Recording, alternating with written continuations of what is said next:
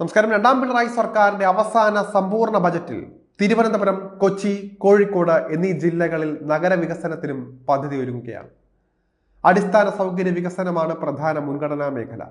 തിരുവനന്തപുരത്ത് metro rail പദ്ധതിയുടെ പ്രാരംഭ പ്രവർത്തനങ്ങൾ ഈ വർഷം ആരംഭിക്കുമെന്നും അതിവേഗ റെയിൽ പാതയ്ക്ക് ശ്രമം തുടങ്ങുമെന്നും ധനമന്ത്രി ബജറ്റ് പ്രസംഗത്തിനിടയിൽ പറയുന്നുണ്ട്. സാമ്പത്തിക പ്രതിസന്ധിയെ കേരളം അതിജീവിച്ചുവെന്നും വരും വർഷങ്ങളിൽ കൂടുതൽ മെച്ചപ്പെടുമെന്നും ധനമന്ത്രി വ്യക്തമാക്കിയിട്ടുണ്ട്. ബജറ്റിലെ സുപ്രധാന പ്രഖ്യാപനങ്ങൾ എന്തൊക്കെയാണെന്ന് വിശദമായി നോക്കാം. വയനാട് പുനരധിവാസം സമയബന്ധിതമായി നടപ്പിലാക്കും. പശ്ചാത്തല സൗകര്യ വികസനവും വികസന പദ്ധതികളും ഒരുമിച്ച് കൊണ്ടുപോകും.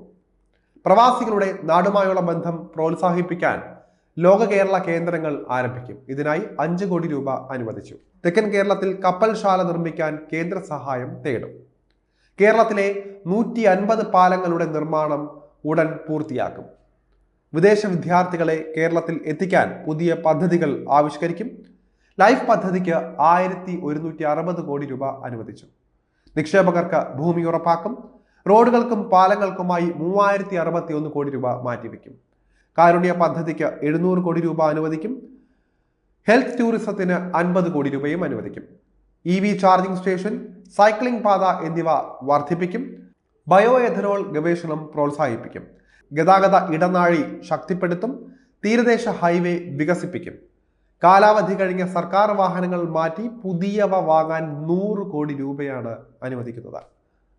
ഡിജിറ്റൽ സയൻസ് പാർക്കിന് 212 കോടി രൂപ, ക്യുസാറ്റിന് 69 കോടി രൂപ, 3 സർവകലാശാലകളിൽ മികവിന്റെ കേന്ദ്രം തുടങ്ങാൻ 25 കോടി രൂപ, കൊച്ചി ബിനാലയ്ക്ക് 7 കോടി, സഞ്ചാരികൾക്ക് കെ ഹോം പദ്ധതിക്ക് 5 കോടി രൂപ, കോവളം ബേക്കൽ ജലഗതാഗതത്തിന് 500 കോടി രൂപ, കണ്ണൂർ വിമാനത്താവളത്തിനടുത്ത് IT പാർക്ക് സ്ഥാപിക്കും.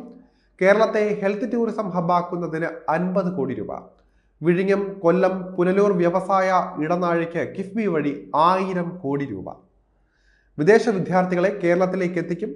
100 പാലങ്ങൾ പൂർത്തിയാക്കിയിട്ടുണ്ട്. 150 പാലങ്ങൾ ഉടൻ പൂർത്തിയാക്കും. നിക്ഷേപകർക്ക് ഭൂമി ഉറപ്പാക്കും. തദ്ദേശ സ്ഥാപനങ്ങൾക്കുള്ള ബജറ്റ് വിഹിതം ഉയർത്തി. കാരുണ്യ പദ്ധതിക്ക് 700 കോടി രൂപ കൂടി നൽകി. ലൈഫ് പദ്ധതിക്ക് 1160 കോടി രൂപ. സാമ്പത്തിക വളർച്ച 10% ഉയർന്നു. രാജ്യത്ത് ഏറ്റവും കൂടുതൽ സൗജന്യ ചികിത്സ നൽകിയത് കേരളമെന്ന അവകാശവാദവും ഉന്നയിച്ചു ധനമന്ത്രി KN ബാലഗോപാൽ. വിഴിഞ്ഞം തുറമുഖം 3-4 ഘട്ടം 2028 പൂർത്തിയാക്കും. തനത് നികുതിയേതര വരുമാനം ഉയർന്നുവെന്നും പറഞ്ഞു. റവന്യൂ കമ്മിയും ധനകമ്മിയും കുറയ്ക്കാൻ കഴിഞ്ഞിട്ടുണ്ടോ എന്നും അറിയിച്ചിട്ടുണ്ട്. കൊച്ചി മെട്രോ വികസിപ്പിക്കും. തിരുവനന്തപുരം മെട്രോ നിർമ്മാണ പ്രവർത്തനം ഉടൻ തന്നെ ആരംഭിക്കുമെന്നും പറയുന്നുണ്ട്. എല്ലാ മേഖലയ്ക്കും പ്രാധാന്യം നൽകുന്ന ബജറ്റ് എന്നാണ് ബാലഗോപാൽ പറയുന്നത്. സർവീസ് പെൻഷൻ കുടിശ്ശിക വിതരണം ചെയ്യാൻ 600 കോടി രൂപ അനുവദിക്കും. സാമ്പത്തിക പ്രതിസന്ധിയെ സംസ്ഥാനം അതിജീവിച്ചു എന്ന വാർത്ത പങ്കുവെച്ചുകൊണ്ടാണ് ബജറ്റ് അവതരണം ആരംഭിച്ചത്.